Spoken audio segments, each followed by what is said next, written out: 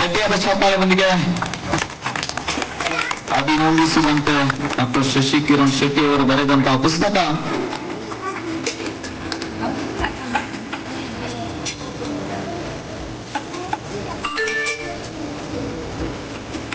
ಅದು ಆ ಥರದ್ದು 200 ಪುಸ್ತಕ ನಮ್ಮ ಮನೇಲಿ ಇದೆಯಾ?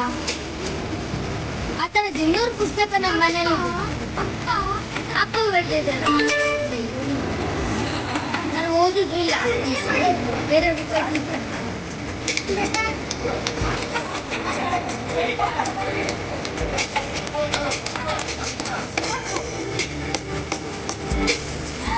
ಈ ಪುಸ್ತಕ ಎಲ್ಲರಿಗೂ ಬದುಕು ಬೆಳಕಾಗಲಿ, ಅವರ ಬದುಕು ಬದಲಾಗಲಿ ಎಂದು ಆಸೆಗಳನ್ನು, ಹಲವಾರು ಕನಸುಗಳನ್ನು ಹೊತ್ತುಕೊಂಡು ಬರೆದಂತ ಈ ಪುಸ್ತಕ